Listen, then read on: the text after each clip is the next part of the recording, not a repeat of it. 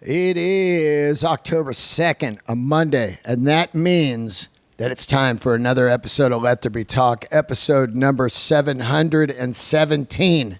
12 years in doing this podcast, and I have finally landed somebody from Tool. And not just anybody, the fantastic bass player, Justin Chancellor, and it was an honor to sit down with this man. I mean, it was a day for me. Someone going by on their fucking... There's a guy just drove by on one of those three-wheel motorcycles. He had loud pipes on it. If you've got a three-wheel motorcycle, you don't want people to hear you coming because they're like, look at that dummy riding three wheels, a trike. Anyway, goddamn, I got sidetracked right there just from a fucking trike. Look at me, I can't ride two wheels, it's scary, so I got three. Back into this intro. I like to make the intros real long so you get these garbage haters that come on. What's it, the fucking 10, 13-minute intro? Fuck you, I'm out.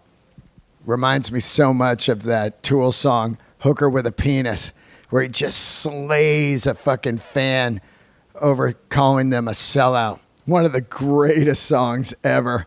Just a full fuck you. Classic. Back to what I'm talking about. Justin, Tool, Power Trip this weekend on a Sunday. Not only that, but he has a fantastic industrial record coming out November 10th, MTVoid. He's fired up that project again. Him and Peter have put together a dark classic industrial record. They got a video out right now you can see on YouTube, directed by our good friend Jimmy Hayward, which is, by the way, where I met Justin, doing the benefit show for Jimmy Hayward.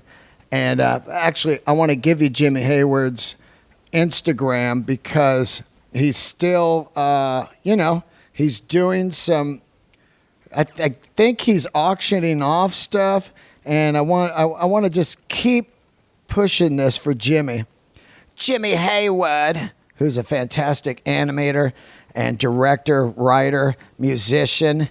So his Instagram is Jimmy_G_Hayward. And pay a visit to his auctions and stuff.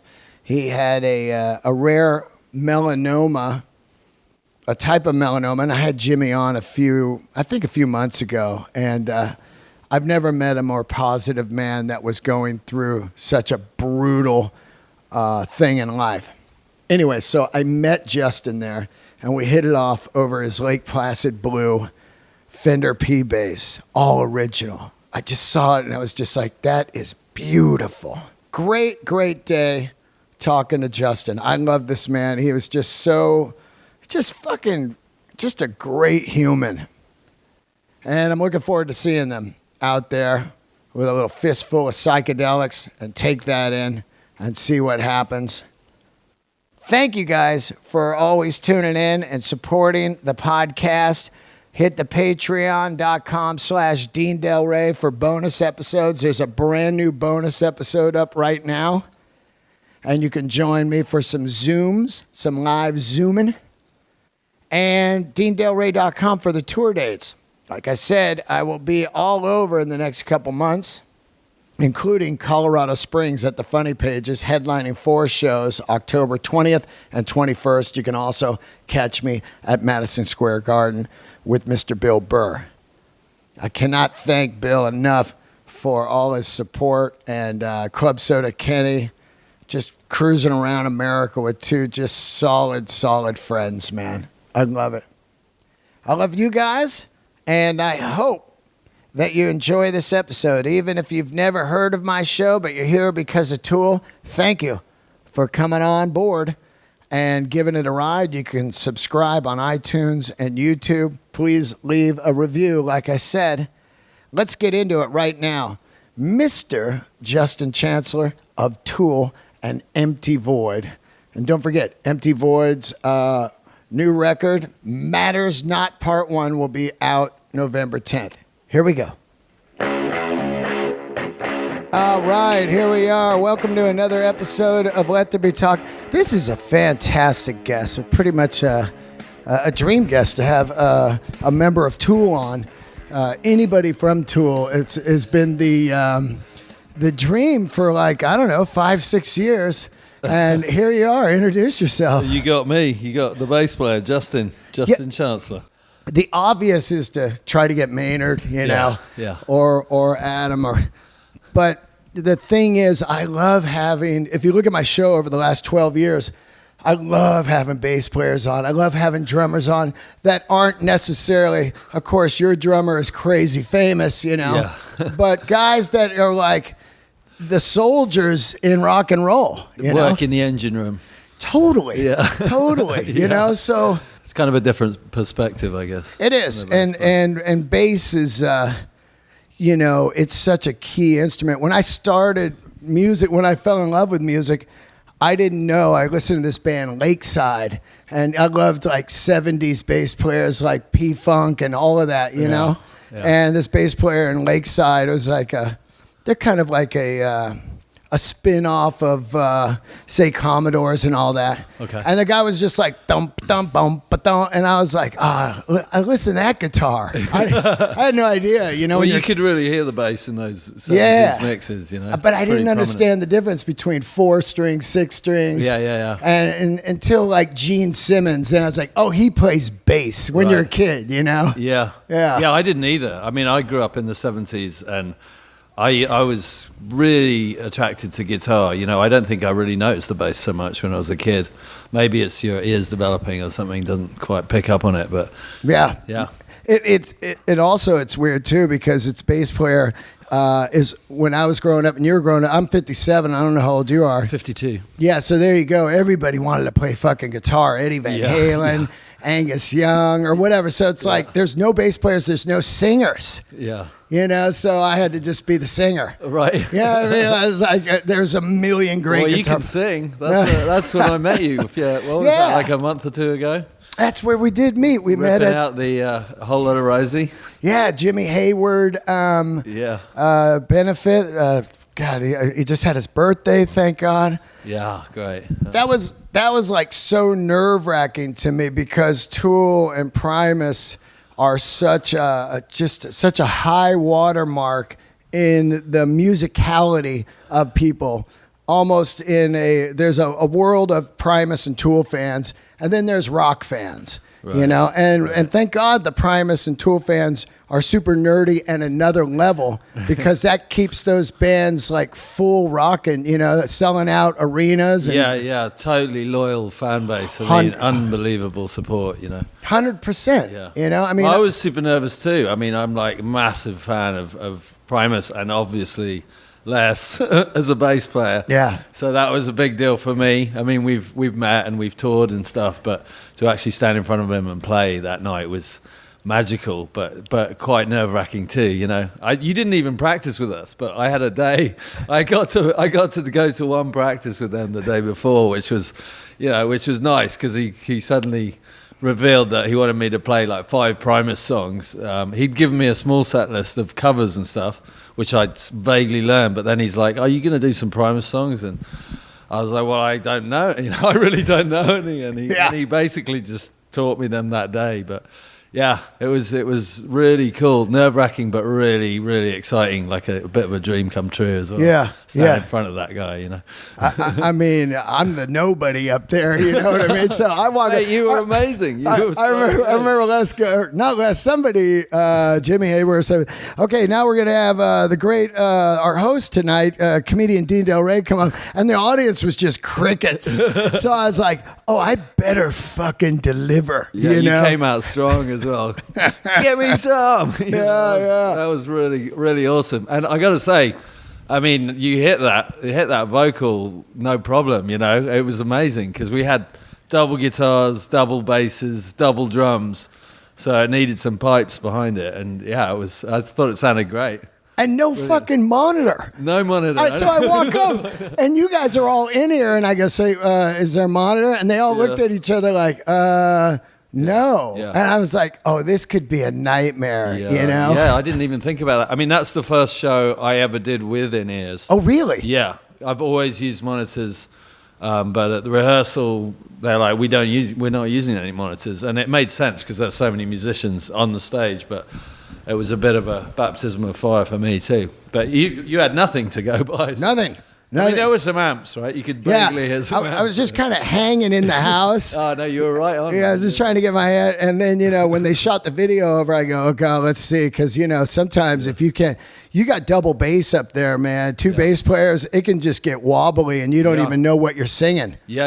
I was surprised how well those two tones meshed together, actually. It was excellent. Yeah, really worked out. So. It was a goddamn honor. And, thankfully, in a good cause for Jimmy, it was great that it worked out as well. Amazing. As it did, It was amazing. Kind of a celebration of life, really, right? It's funny when I think about you and Les playing AC/DC.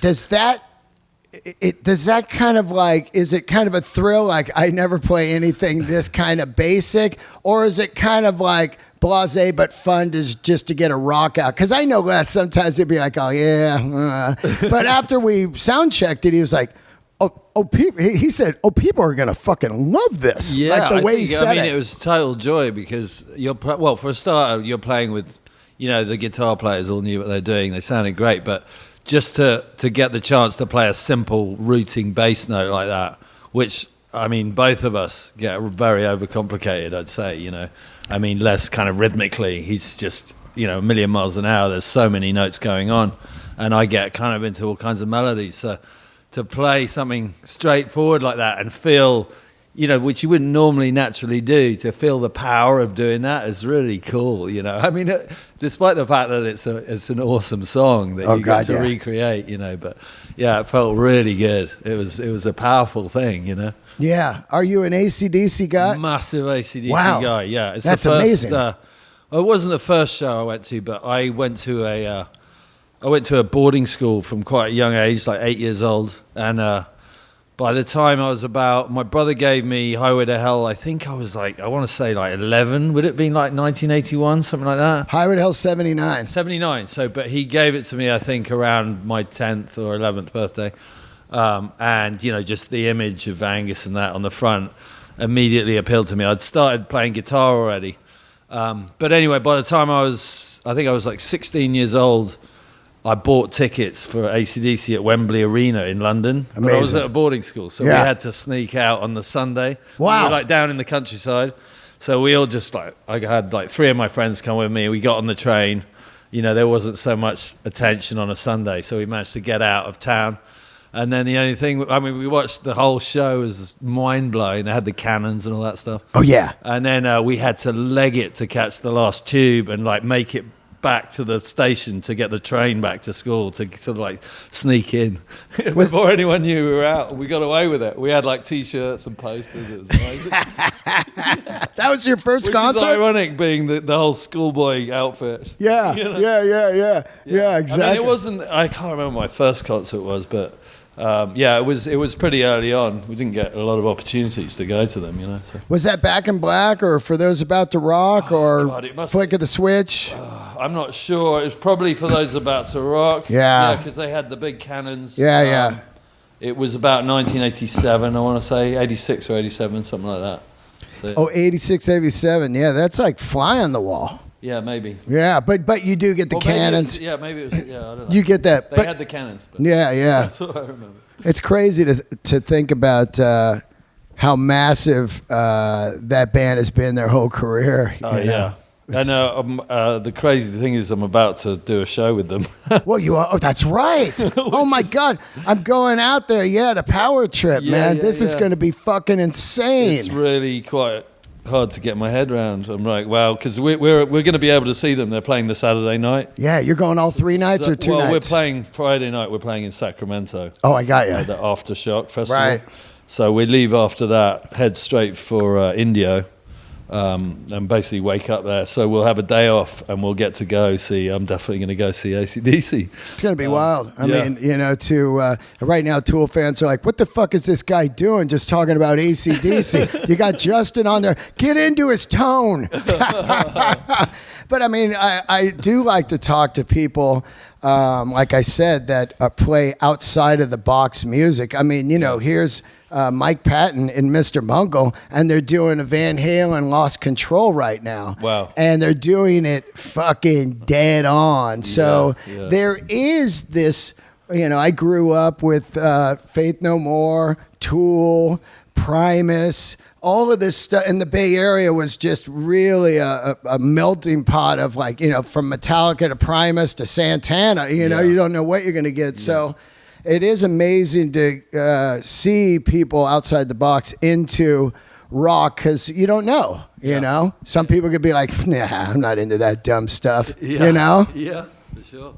Power Trip, that's going to be wild. Yeah, I mean, it's an interesting concept. I mean, I guess it's only 2 bands each night, but the idea that we've been included with these legends, you know, is including, you know, we're playing after Metallica or before Metallica on the Sunday night, but there's Judas Priest, AC/DC, Guns N' Roses, Maiden, and Iron Maiden. So it's a bit of a, like Adam said recently, it's a bit of a pinch me moment, you know. God. Stuff that, you know, I was a kid, I was listening to these bands, so it's just, you got to just kind of take it in, and like, this is probably not going to happen again, you know. So it's an exciting thing, you know, looking forward to it. Just really concentrating on practice at the moment. We've been playing hard for 5 or 6 weeks, just making sure we're up to scratch, you know. Wow. Want to represent really hard, you know, and be great. Well, just, fuck, you know. I've never seen Tool not great. So one show, or 2 really, the Sacramento, but so rehearse like 5-6 weeks for this these 2 shows? Well, no, we're doing a whole tour. Oh, got you. So yeah. We basically, we're playing on next week. We're going to Kentucky. I mean, I guess this isn't coming out for a while. Right. But we're doing a festival next week, and then we start like a 30-show tour after that Power Trip. Wow. We're going to a lot of, we're going to go up to Canada because we missed all that because of the pandemic and all that stuff. So for our latest album, we haven't really presented a lot of that stuff live. So we're going to go all the way across Canada. I think they've had a pretty hard time recently as well with all the fires and stuff. So looking forward to entertaining them. Yeah. And, So we've been rehearsing for a big tour, basically, and hadn't been together for a little while. So what's that rehearsal like? Because I sang for many years. Does Maynard actually come down and sing the rehearsal? Some singers don't, you know? No, he's out in Arizona. He has a pretty strict kind of cutoff for 3 months every year where he does his wine. He's very hands-on, you know, has his hands in the grapes, literally, driving the forklift truck around.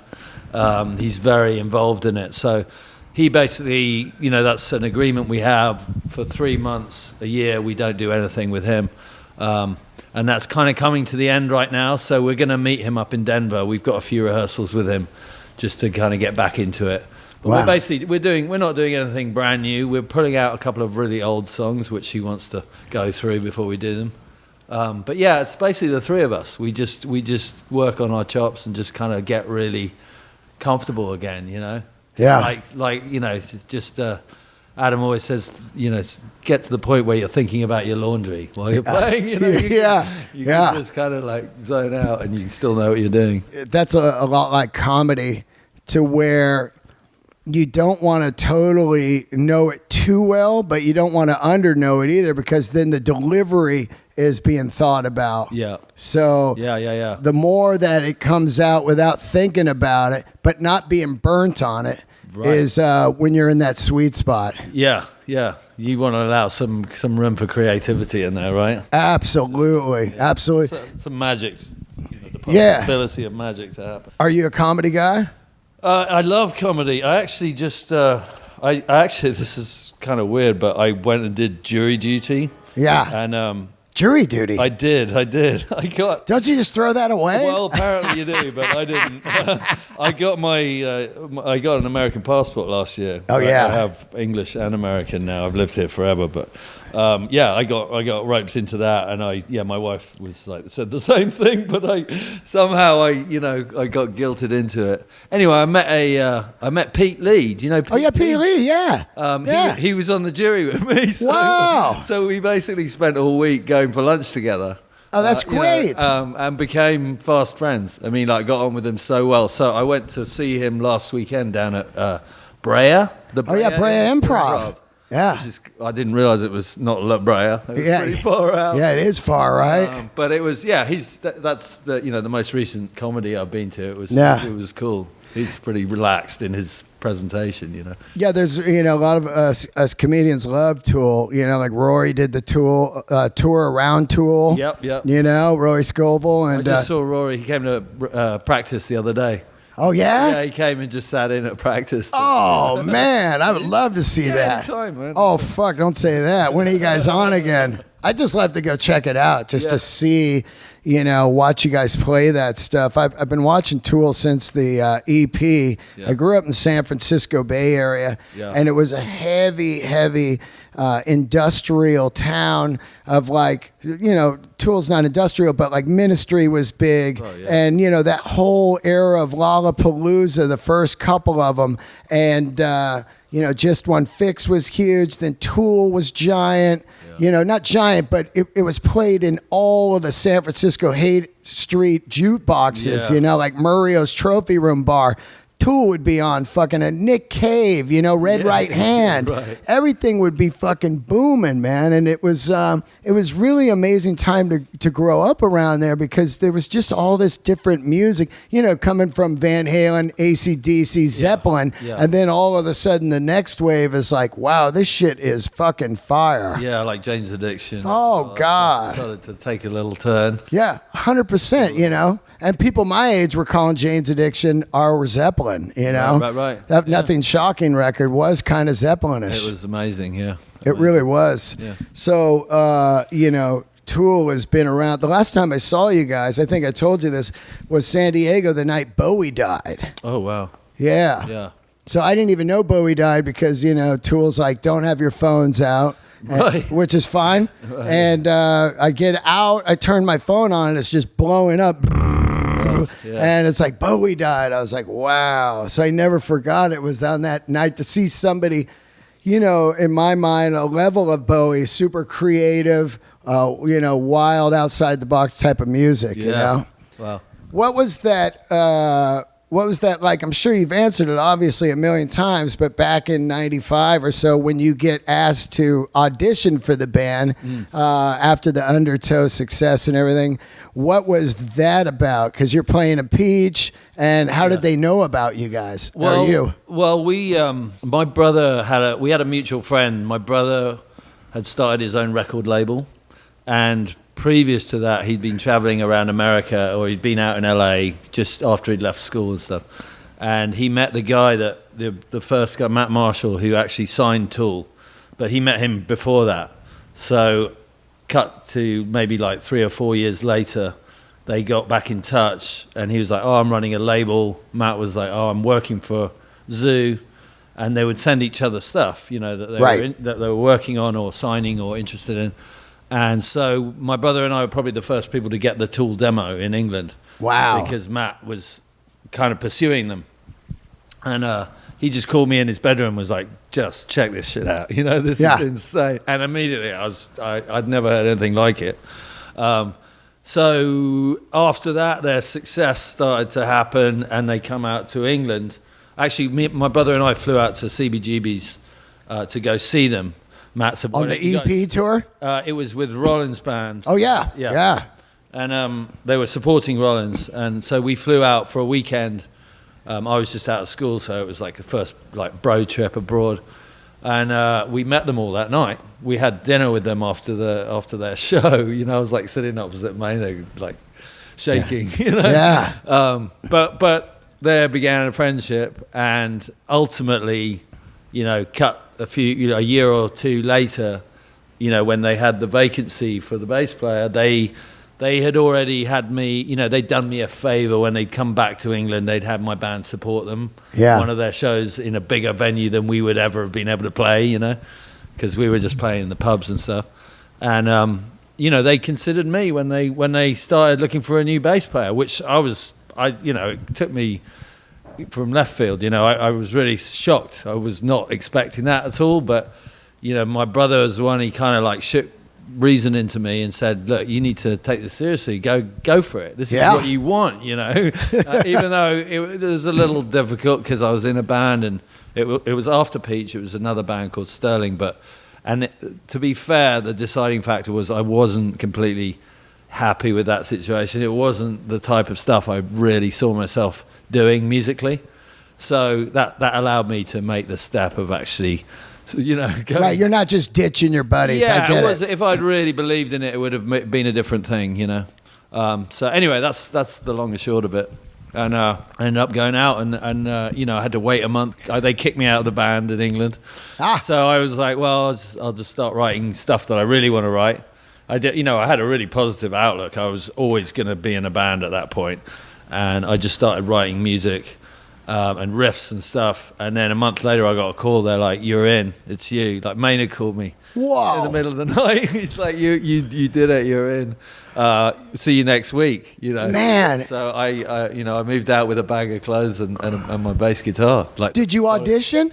Yeah. So what were the songs you had to play? Oh God. Well, it was basically they'd written 4 songs or 3.5 songs for Anima. Right. The album. So there was Enema, Push It, Eulogy, and I want to say maybe is Stinkfist on that? Yeah, it is. Yeah. But it was those 3 and another one, and I got a tape with very little. I don't think there was much vocal on it, but I basically was on the tube in London learning those, listening to it day after day, and then learning it. And I went out and You flew out here? I flew out here, and they picked me up. We had a week or 4 or 5 days. But the first night after we rehearsed, Danny and me just hung out afterwards, and some of the Pygmy Love Circus guys came over. I'd met them before. We had a really great night, a bunch of drinks and stuff. And then about midnight, he's like, I was like, "Can we go in and try that again?" Yeah. So we went into the room and played through Enema and Eulogy without Maynard. Yeah. I don't think even Adam was there, and it just was like in the pocket, Wow. and we really, really gelled. And so the next few rehearsals were just really good. When you got here, obviously a big part of Tool is the tone of the bass. Yeah. Were you finding your own tone? Did you have a GK head? Was it an Ampeg head? Because it kind of has that GK kind of, that thump, thump, thump, that kind of weird, bright version of bass. Yeah, there was a lot going. I mean, I had a Music Man when I moved out, and that wasn't really, we played a few shows with it. But Paul was also living with Adam, the old bass player. Right. And he was super nice to me. You couldn't be more of an awkward situation. I moved out. I was living in the house with Adam, and Paul was living in the guest house of the same property. And so there was a bit of weird tension between them, but we were still friends, So he was basically like, "Look, I'm going to help you out." And he would sit with me and actually help me with the old songs, because I had to do a few shows soon after I moved out. So he was really cool about that. And then as far as the tone goes, I think I did use a GK head. And they were already, the companies were already being very nice. Like Mesa Boogie might have given me some speakers. Great, and stuff. And, but I really didn't figure it out until we went into the studio.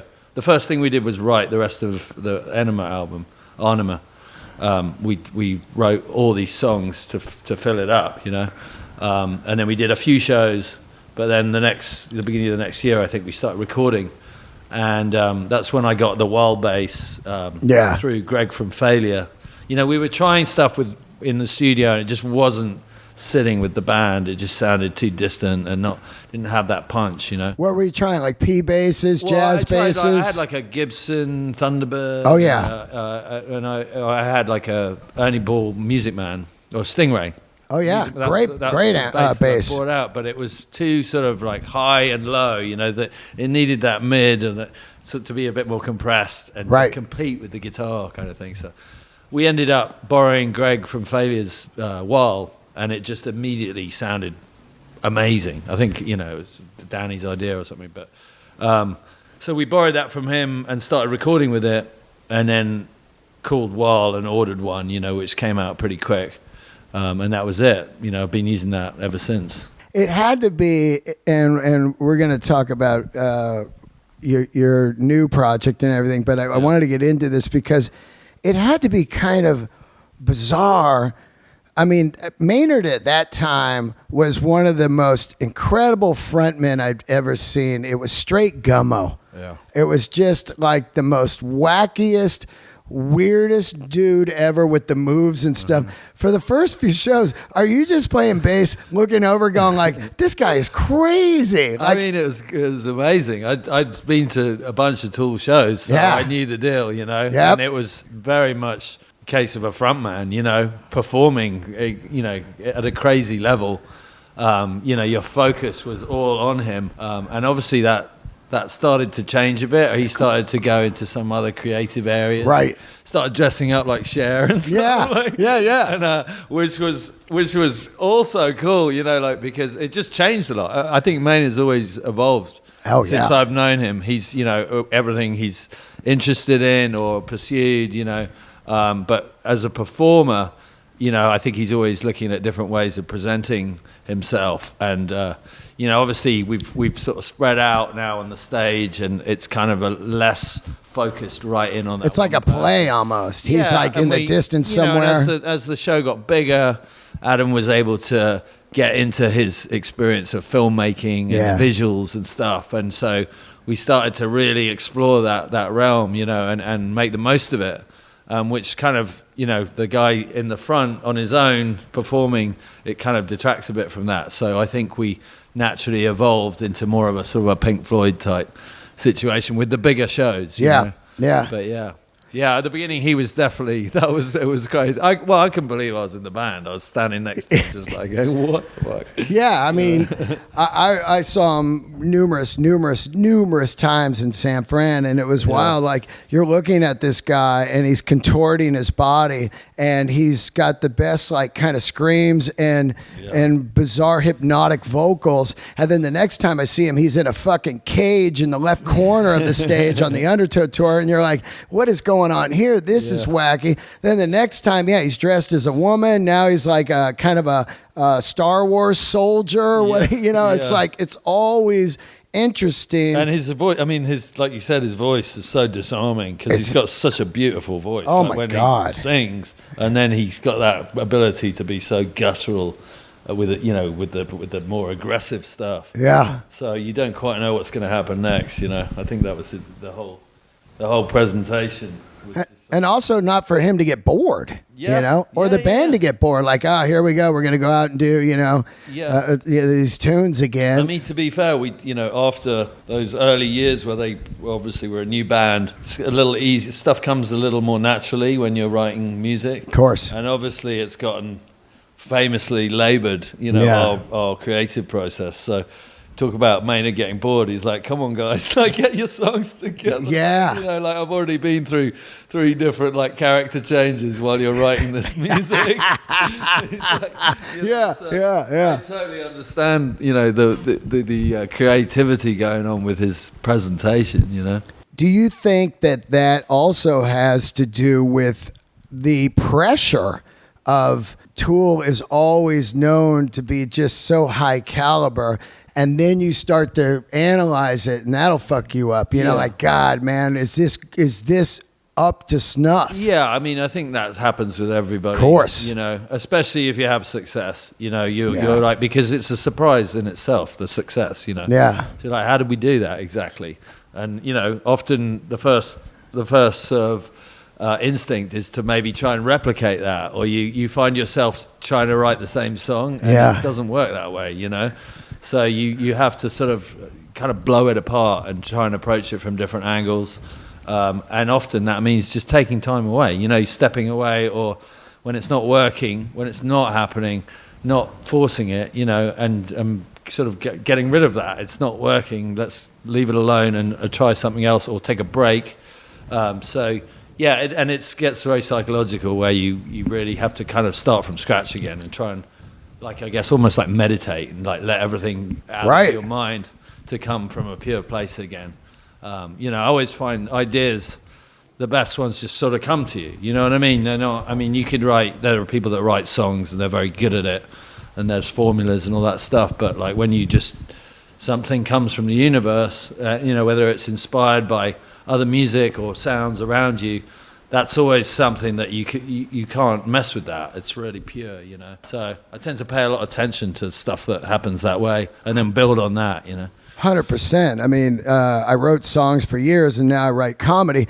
And it was funny. I look at like my last hour of comedy, and I was talking to Burr about it, and I said, you know, fuck, man, this just seemed to come out of nowhere, you know? And he's like, don't they all? Yeah. And it was so fucking true. When you really think about it, if you're not, like you said, a formula writer of songs, where there's people that know how to write the perfect song, or people that know how to write jokes, the one-liners, the left turn, we know that kind of joke writing. But the natural stuff that just seems to come out of, you know, just thin air. And then you're like, wow, you know? And a lot of that, you can't really do it in Tool, but a lot of that comes out of jamming. Like, do you guys, when you're sitting in the rehearsal room, how do you write? Do you write demos, sitting down demos, or do you jam actually stuff? We jam a lot. Wow, yeah. We jam a lot. We have, you know, we all come in. Adam has a bunch of ideas. We keep it very simple. That we try not to overdevelop our own ideas when we bring them in for Tool. So that we can sort of present them as just like a building block, just go, this is the basic idea, and then bounce it off each other. Like, what's Danny going to do to that? You know, what's Justin going to do to that? And then we just, you know, we learn each other's stuff, and then we just start playing around with it. And so, I mean, some days at the beginning of the process, we'll play for hours on one riff, you know, and just like, you know, and it's really enjoyable, and then it can get to a point where it's really not enjoyable after like a week. You're like, all right, maybe we should go back to that bit where we you know, our hair stood on end 2 weeks ago. I mean, we do record everything while we're doing this, and you know, being that we all live in LA, you know, there's a lot of traffic driving home, so we would make CDs every day, sit in the car, and carry on working. Basically, like I'd listen to it all the way home. And, you know, that way you kind of, there's nothing else going on in the car. So you're absorbing everything, re-listening to what you did from a different perspective from when you're actually performing it. And then going the next day with some ideas that stood out. But yeah, it's just, you know, you can find stuff from bouncing it around like that. But often there's a lot of worth in the pure original idea too. Oh, yeah. And you can't forget that. So you kind of put that aside and then try and find things that embellish it. Yeah. When you listen to the CDs, it's like listening to my comedy set on the way home. Now you're outside of it, and you're listening in a different way. Yeah. So where you could go like, oh, fuck, we could actually shorten this bridge and maybe throw this riff in from this other song, and oh, fuck, this will work. And you can hear that because you're listening now, not playing and focusing on that. Yeah. Exactly. Yeah. Here's a question for you. When you join Tool, I often talk to people about, they don't understand as we get older the endurance it takes to play a 2-hour Tool show. Mm-hmm.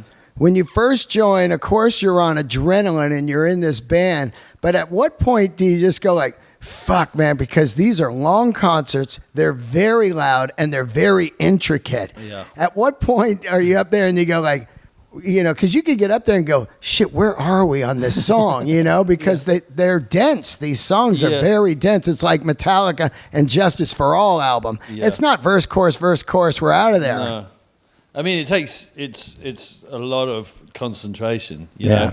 It's just real focus and concentration. And you realize into the tour how physical it is, because you start like looking much better than you did when you were hanging out at home for months. You're like, your wife shows up, she's like, all right, babe, you're looking good, you know. Like, wow, I've really been working hard, you know, pulling this off for 2 hours. So it's physical, but mentally, you have to be on it. You have to concentrate. I mean, like we always talk about the train wrecks. Some of our songs, if you have a train wreck, it's really hard to get back on the train. Oh my It's God! like there's so many things overlapping, and which has obviously happened. But really prepare yourself for those 2 hours. Whatever your preparation is, your warm up is. That's the goal. It's just to be laser focused. It's like you go in and you're not coming out until it's over. So you've got your head down and and it's always, the goal is always to kind of reach new heights and be, have that incredible feeling of like, this is just the best it's ever been. But the truth is, I think Robert Fripp said this when we talked to him, it's like, it's probably only happened a couple of times ever, like a show like that, or like those moments, but you always are looking for them, Yeah. And so, that's for the performer themselves to feel that. Obviously, the people that are having a great night, it's their one night, they see your tour. They're like, oh, it's always great, I love it. But for yourself, inside of it, you're like looking for that moment of not perfection, but just something where it's going a little bit further and it's reaching new sort of creative boundaries. Yeah, I've told people I played a couple thousand shows music-wise in a band, and I probably had what I would call maybe about 4 out-of-body experiences where it's so fucking amazing that you barely remember the gig. It's like skydiving. You're like, wow. But with comedy, I've had hundreds of those. I've done over almost 6,000 shows. And that's interesting to where I think that's because it's just one person. It's one person. Yeah. I was thinking about this the other day, actually. That is a reason that it's hard to achieve as a group, because there's so many different things going. There's the 4 of us. Everyone feels differently that day. Everyone's thinking about something different. Everyone's focused on a different thing that they want to improve, and to actually all coincide in one moment of brilliance is quite tough, But we talk about it a lot, and we strive for that. So it's fun. It's always like exciting to see if you can get there. The potential's there. Yeah. Once in a while, you come off stage, you're like, "Whoa, what the fuck was that? That was insane." And you kind of get used to being disappointed. I know, I want to be. We want to kill it. These gigs coming up, but I also am aware that. It might not happen. It might fall a bit short, because that's my experience, but that's not going to stop us like aiming for that very pinnacle. Early in the day, when you're first starting out on bass, like one of the highlights I always love of Tool is watching No Quarter. Yeah. Were you a Zeppelin guy? Were you a John Paul Jones guy? Because he is just so amazing to me. Who were your guys bass-wise? Well, I liked John Paul Jones. I liked Phil Lynott a lot. Oh, God, I was a big Cliff Burton fan. Oh, my God. I really liked Master of Puppets. Oh, yeah. Yeah. Did you see Cliff? No, I never got to. Yeah. I never got to. I didn't actually see Metallica until I moved out here. Wow. To be honest, yeah. But I was also, I was kind of a guitar guy. Yeah. When I was younger, and I was even into all the hair bands that were out there. Oh yeah, of course. I liked the stuff that wasn't English. You know what I mean? Like I was hearing all the stuff over here where people were shredding, and I was like, wow, that's really appealing to me because it's kind of the other side of the pond. Who were you into? Van Halen. Yep. But, I mean, Whitesnake. Yeah. Even Tesla. Yeah, yeah. All of that stuff. Radio songs, man. Yeah. I mean, even when I was, God, I liked Bruce Springsteen when I was at, 13 or whatever. Born in the USA, I was like, that's cool. Yeah. I was like at this English public school. I was like, that sounds great. So just the appeal of something from another place, always fascinated me. And it's funny because my wife now is like, all she loves is like English 80s music. You know what I mean? Oh, yeah. Which was all the stuff that I really didn't want to be around. Like I wanted to get out here and sort of be exposed to that stuff. Like Joy Division and stuff like that. that. Oh, yeah. Just any I love that 80s shit. stuff. Spandau Ballet, Oh, yeah. Yeah. But, I appreciate it all now, but it's funny how you kind of, gravitate towards something that's not so familiar. Yeah, absolutely. I mean, when I was young, I was listening to Kraftwerk and I was listening to Earth, Wind & Fire. Yeah. It's just totally To me, it was just music is music, you know. Gary Newman. Then you're listening to Swans. Then you're listening to Metallica. Yeah, it's just kind of all over the board. But I get it. That also that big fantasy of like, oh, those guys are playing like arenas, and they're like super rock stars, and they're all over the TV. Yeah. So all like MTV and all that stuff is amazing. Which is funny, getting into you got a record coming out. MTVoid. Yeah. So I see it. It's the MTV logo. Right. Yeah. And it took me about 1 minute. I was like, MTVoid.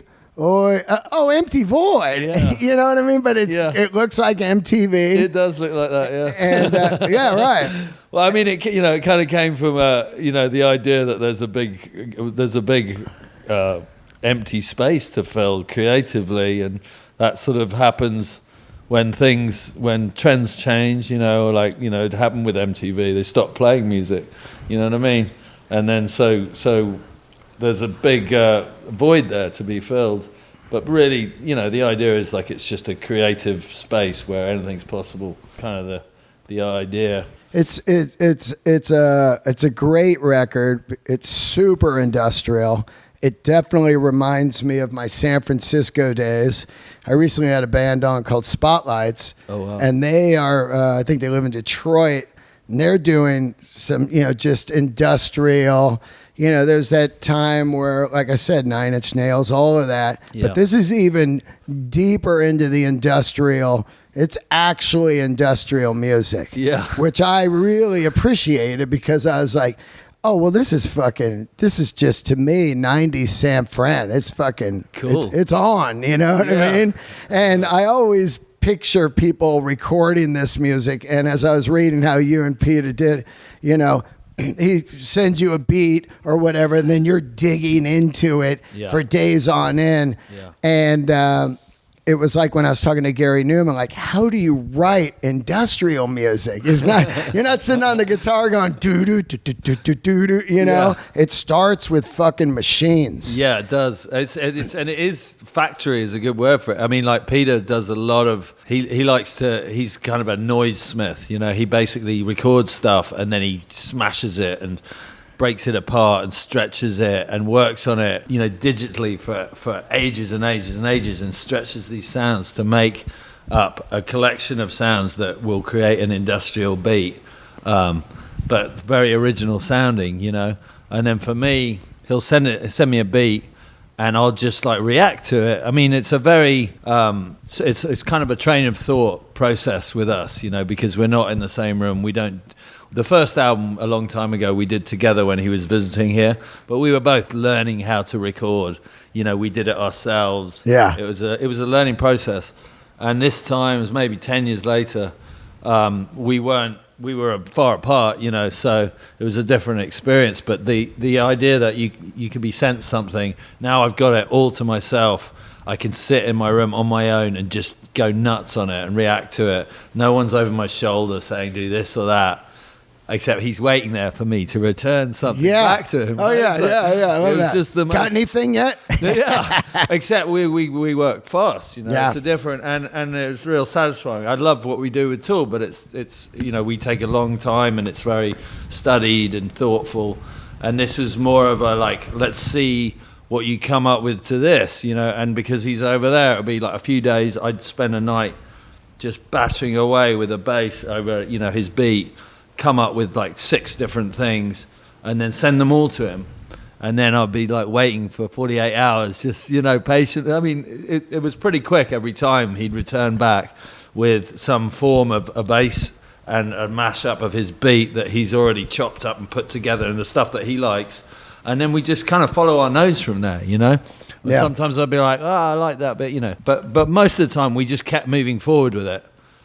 So it's a different process for me in that respect, just very instantly satisfying because, it's kind of like almost like a magic trick. I don't know what's coming back. Right. It's very exciting, And that is a very organic way, in an industrial way. Like, you know what I'm saying? Yeah. Because it's like, okay, here's my machine making this beat. now you organically are going to hear it and react to it. Yeah. And whatever you react to, then you send it back to him, and then he reacts that way. Yeah. You know, which is, I mean, that's a strange process of organic industrial. Very. Yeah. And then it's just totally different than anything I'd ever done in a band situation, you know, where there's a lot of talking about it and stuff. It's like we don't really discuss it. You just get it back. You're like, what is going on here? This is amazing. And then, you know, I'd get back something, I'd start playing guitar over it. I mean, it allowed me to do some other things that I don't normally do. You know, even a little bit of drumming, you know, I'd say, it sounds like it needs some, I like your beat, but it needs some real cymbals or whatever. You go, well, record some and send them to me.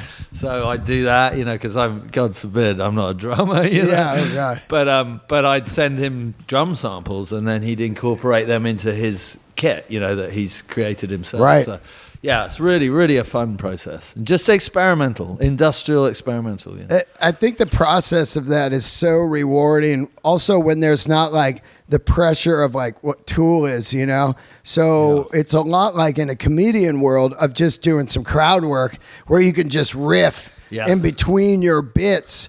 So I get it, you know, the spontaneous, fast creativity. And later on, you just listen and go, man, we made that in like a weekend. You know, there's different processes in writing music and recording music or doing films or whatever. So they're all rewarding. And you do need some of that spontaneous, fast stuff to keep you going, you know what I'm saying? Because, man, sitting in a studio can get grueling. Yeah, you know? And I think you can get stuck. You know, you can get really stuck on a certain path or trajectory, and to be like kind of slapped around the head every couple of days with something that you're not expecting at all is really like, it blows your perception apart of what you thought where you were heading. And it goes... Suddenly it turns left, you know? And then I'm like, all right, Peter, well, what about a vocal now? He's like, well, you know, maybe he's ready or he's not ready. And then one day I'll get it back and there's like, it's not what I expected either, you know? So, and we'll discuss everything, you know, whether we like it or not. But most of the time it's so surprising that we just have gone with it, you know? And that's what we think is rewarding about this. You know, we like what happens when we clash together, you know what I mean? So we just sort of, a lot of it, we just allowed to happen the way it naturally did. Who is the woman on Dropout? This Dropout's a fantastic song. Yeah. Man. I mean, that's, you know, the whole thing is really cool, but it's definitely heavy, dark industrial music. And then you get to Dropout, and it's got this industrial, but this flavor. It's really cool. It's almost like The Kills or something kind of vibe where this great vocal comes on. Who's that? That's Isabel Munoz Newsom is her name, Isabel. And her band was called Puma Rosa. Kind of like an English indie band. I don't know them. Yeah, they're absolutely fantastic. I think they did 2 albums. I'm not sure if they're still together. My brother works for Fiction Records. He runs Fiction in London. Great label. And Caroline as well. But I think they're still around? Yeah. Caroline Records. Yeah, they're sort of back. Caroline International. Remember when Virgin owned them? Yeah. Funny, and they were like the kind of like indie alternative label. I think they're back with Virgin now, actually. I think it's gone full. They've had all sorts of... Oh, my God. I haven't heard that label. Yeah. But yeah, like he signed Puma Rosa, I believe, a long time ago. So basically, a lot of anyone that is involved with this record were people that I naturally was led to. So people that... when Puma Rosa came out to LA, they did an album out here in Silver Lake or somewhere with some producer guy. You know, one of them situations where they're writing in a house, recording. And my brother was trying to encourage me. You know, I was kind of like in a bit of downtime from Tool, and I was trying to do my own stuff. And he was like, well, you know, would you be up for doing anything with anyone else? And I said, well, you know, throw some stuff my way. So I basically went and I played some bass on their album, which was very different stuff, kind of shoegazy, almost like Curve or something, you know. And that was very hot. There was a Silver Lake era of like shoegaze rock that was going down at the Spaceland Club there. Right. And I lived behind it at the time. Okay, so I was seeing a lot of the shoegazer, and I was into it, you know. But that's funny to think about. Shoegaze was the, you know what I mean? I love that stuff. When in the 90s. Yeah, big time, Ride man. and Swerve Driver and Slow Dive. And yes. The House and that. But yeah, so she her voice reminds me a bit of Tony Halliday, you know, from the Curb. Yeah. But they also, Pumarosa had a very quite strong electronic element. A couple of songs in Europe that did pretty well, sort of banging, you know, hits with her beautiful vocal over the top of them. And so basically, I ended up meeting them. And I went to the house and I did some bass lines that aren't the sort of thing that I would normally do. You know? But they just needed like a working bass player. So I sort of was like, I'll do it. You know, it'd be a great experience. And then years later, we're doing this. I just called in the favor. I just said, what are you doing, Isabel? Would you be up for doing a track with me and Peter? And we literally just sent her the track, and she just, some people say yes, some people say no, you know. And she was just up for it. It was during pandemic, and she killed it. Yeah, she sent us a take with, 5 different approaches, kind of thing. Oh, that's cool. And I thought she'd done I was like, yeah, it's great, you know. Yeah. She goes, no, this is, these are all the ideas that I'm thinking of pursuing. I go, well, just keep going and take your time, and there's no rush. We're just trying to be creative here. So yeah, I really love that track, and that's great. Yeah, I can't wait for people to hear that. She's an amazing voice, and it was just great to be able to do that and pull it off. When does it come out? November 10th. November 10th. Oh, cool. And then... it's been a while. We've been trying to get vinyl together and all that stuff, and we sort of doing it ourselves, which has been a new experience, and really like laboring over making nice artwork and all that stuff. It's so brutal too, like waiting for vinyl, like, it's a 6-month back wait now, because all you got like Taylor Swift is going to get like 7 million printed, and Metallica bought that vinyl factory in Middle America somewhere now, so that's cool. But there's backups to vinyl, and then there's backups to everything, you know. Well, we finally got it in the queue, I guess. And we've had the vinyl printed now, so we're excited to do that. We've got the covers are still on the printing press, but they'll all be ready. So we've just done a very limited amount of vinyl. Obviously, it's going to be digitally available, Spotify and all that stuff. But we've got like 300 black vinyl and like 300 of a coloured vinyl, like a seafoam green. And then we did like full on old school, like we did a poster inside. Oh, yes. Picture of me and Peter. I was like, come on, let's just, do what they used to do. Kind of like, you want to see. Like Kiss. You'd slide the poster out. I think that's cool. I was looking at my vinyl the other day. I'm like, John Denver or whatever. All these people are just on the cover, and you're like, that's the person. I love that. That's the person where the music's coming from. So we did a poster with big picture on, and all the, just kind of went off a bit on the artwork. My neighbor, Neil Kellerhouse, he works, he's like a graphic designer, artist who does a lot of stuff for movies, like movie posters and, when the credits roll and stuff like that for Netflix and people like that. So I've been he's did that as a favor for me working on this artwork, which has been really fun, just using the people around you that you've met and that you've that's the best way, paths that you've crossed, basically. That's really what this project is. So I'm really it's excited to have it completed and allow it to just go out, doing it yourself, because I don't want to completely go on the back of Tool. I want it to have its own thing. So we my wife and I had a record store which was called Global Awning, and so now we've adopted that as our label, basically, and it's my website where I'm sort of doing all my stuff aside from my main day job with Tool. Wow, that's cool. So globalawning.com is the website. Give them the spelling. LOBAL, and then the second word is Awning, ORNING. .com. .com. And it was basically, the idea was like decorate your mind, like the lobes of your brain, ornament your brain. That was the idea of our shop. So anyway, we kind of kept the name of that, and now this is it's like a central space for my side stuff or my own stuff. Yeah, that's great. So we've released it on Global Awning, basically, which is a new experience as well.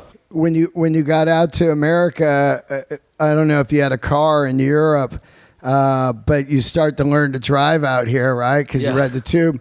Yeah. Are you a car guy? Yeah, well, somewhat. I actually have an old Triumph GR3. Oh, whoa, really? 1960. Wow. Which I had in England. I bought when I was quite young. And it happened to be the drive shaft was on the American side. It was in Florida at one point in its life. Yeah. And then it ended up in England. So since I've had some success, I've been able to have it restored and sent out here. So wow. I have my old car back, which is amazing. It's a little scary. It's, wow. no seat belts or anything. But that's fucking cool. Yeah. But that's, that's about, apart from that, I got a tractor. A tractor? Yeah. Are you on a farm or something? I do. I have a bunch. Well, I have a decent amount of land, and Danny actually bought me a tractor as a crazy. Like, it's the most incredible present I've ever been given. But he said it was for all the birthdays. He hadn't given me a present, but he literally showed up at my house with a tractor. So. A tractor? A tractor, yeah. And where are you at? A 2-ton tractor. I'm up in Topanga Canyon. Oh, yeah. So you got a little land. You're out there on your tractor? Yeah, I've got some acres and like some, I've got some holes I can dig and some Are you farming out there? I can move. Well, we have chickens and we have, I grow a lot of vegetables. I'm into that. It's my happy place, actually, just to be hands in the earth. Oh, and man. A little, growing some stuff. I tend to get a lot of ideas when I'm doing that as well, which is nice. Oh, yeah. And I have a studio at home, so I could be, when it's not happening, I'm outside doing stuff. And then when the idea comes, it's right there, available, the technology to kind of get into it. You grow any fruit? Yeah, I have a lot of fruit trees, a lot of different fruit trees. Yeah, all the citrus and figs and. My buddy does watermelons. Yeah, I've done watermelons. I Yeah. haven't got any this year. I've got pumpkins, and my wife loves Halloween, and I can try and do that. But you have to do it. It takes like 5 months, so you have to get on it at the right time. But, remember that Jim Martin was growing pumpkins after Faith No More. Oh, cool. And he entered like the biggest... Oh, he did a competition? The biggest pumpkins out there in like Santa Cruz or whatever. And I think he won one year. You're like, there's Jim Martin. He looked totally different, short hair. He didn't have the Sally Jesse Raphael glasses on. That's so cool. Is that Jim? Yeah, I think the guy from Blur became a farmer. One of the guitar player from Blur, Yeah. Yeah. That's the ultimate tap out. It's like, fuck this business. And you just disappear on your farm. I mean, John Bonham was a farmer as well, wasn't he? That was his happy place, I think. Yeah. Well, I can't thank you enough for coming by, man. It's an honor to have you on the podcast. I've listened to Tool most of my life. It seems like it's when I hear Tool, it just reminds me, like I said, 93, 94, 95, San Francisco, Haight Street, drinking fucking Red Hook, shooting pool, and just hearing this great music in a bar, and just the complete new creativity and new style of bands that were coming out, and it's just incredible. Also, I think the greatest thing about Tool is a lot like Metallica. It was all built on true, real fans. Yeah. And that always fascinates me as a comedian. It is so fucking hard to get fans, whatever you want to call them, friends of the band or whatever. It is almost impossible to keep people's interest more than an hour, let alone 20, 30, 40 years, Yeah. So shout out to the Tool fans because their word of mouth and their cult vibe allows you guys to play in a large capacity, which is great. And thank you to all of them. I mean, they allow us to carry on doing what we love. They believe in us. You know what I mean? So we can continue to kind of look for something new and original and be super creative, which is all we ever wanted to do. That's it. It's like Zappa. You can't do it without them, Yeah, without Zappa, without his fans, he would have just been making those 200 records in Laurel Canyon. Yeah. But it's really awesome. And And you kill on the bass, man. And, thanks, and man. great dude. So thank you for doing the podcast. Thank you back. And Appreciate I will see you at the Power Trip. Yep. I think that it will be my first Tool concert on psychedelics. Oh, wow, excellent. Because I'll be outdoors, and I'm like, it's perfect. It's yeah, I'm perfect. like, I got to take that in. Yeah, you man. know? I won't be, but maybe after. Yeah. Maybe Have you after. ever taken mushrooms at doing a Tool show? No. God, that'd be wild. Oh, I gotta be straight for the Fuck show. yeah. Can you imagine you just look over, you're like, where am I? Yeah, I wouldn't keep up. Maynard's up in the corner, you're just looking at him. Oh my God. All right, thanks a lot, man. All right, Thanks everybody. thank you. Yeah. Really appreciate it. See you, buddy.